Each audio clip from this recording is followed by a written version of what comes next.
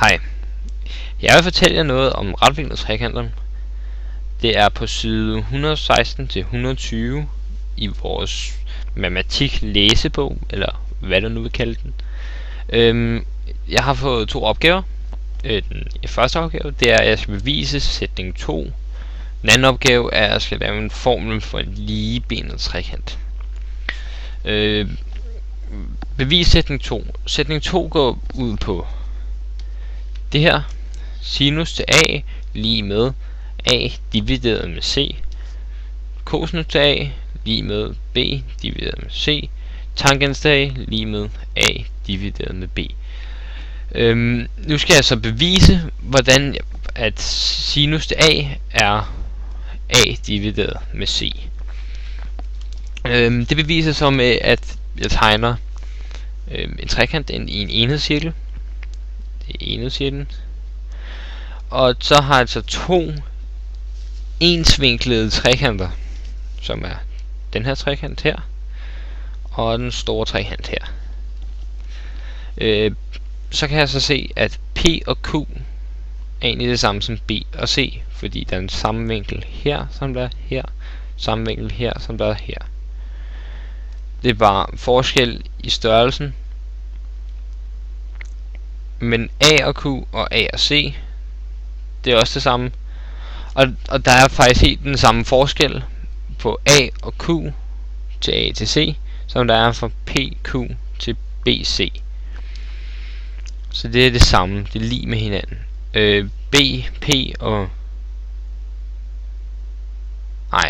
AP og AB er det samme som de andre to. PQ, det er faktisk bare det samme som sinus til A. Altså den modstående katete til vinklen A. Det er den her. Og AQ er cosinus til A. Det er den hosliggende katete til vinkel A.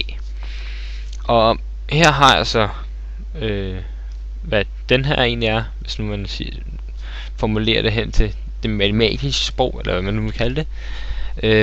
PQ, det var sinus til A. BC, som er her, det er A. Cosinus til A, det var AQ, som er det her. B, det var det her, hele den her. 1, den her, og C er den her.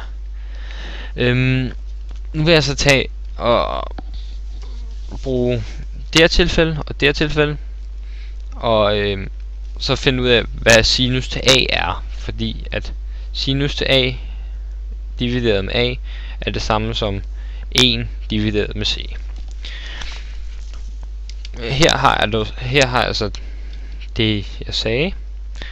Herover der isolerer jeg sinus til A, og derfor ganger jeg med A på begge sider. Da der er to A på den her side, så udgår de med hinanden, og derfor kommer det til at sinus A. A gang 1, det giver bare 1A, så derfor kommer det til at stå A, og C, det ændrer der sig ikke til det, så der kommer til at stå C. Her står der så sinus A lige med A divideret med C. Det er altså det første bevis, altså beviset for sinus til A. Du bruger den samme metode, når du skal regne cosinus til A ud. Det er cosinus til A divideret med B lige med 1 divideret med C.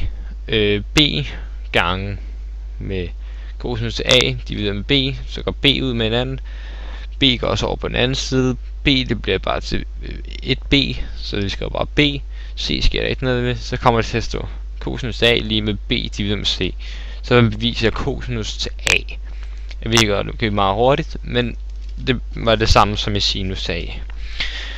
Tangens til A, der gør man til gengæld det, at man tager sinus til A, og man tager cosinus til A. Og sinus til A, det var det samme som A divideret med C, som er der. Cosinus til A var det samme som B divideret med C. Det sætter sig herned. Divideret med den. Det er det samme som hvis nu du tager A divideret med C gange med C divideret med B. Og der er 2 C'er, som ganges med hinanden. og det går så ud med hinanden. Så kommer der til at stå a divideret med b. Så tangens er altså a divideret med b. Så er der lige en definition af, hvad sinus er. Sinus til vinkel, det er den modstående katete divideret med hypotenusen. Cosinus til vinklen er jo den hosliggende katete divideret med hypotenusen. Og tangens til vinkel er den modstående katete divideret med den hosliggende. Og sinus til a var den modstående katete, den her, divideret med hypotenusen, som er den her. Cosinus til vinkel a for eksempel er den hosliggende, som er den her, divideret med hypotenusen, som er den her. Tangens til a er den modstående, som er den her, divideret med den her. Det er altså sinus, cosinus og tangens, hvordan man bruger det, og hvordan man beviser, at det er rigtigt. Så er der den ligebenede trekant. Den ligebenede trekant er egentlig ikke så meget at sige til.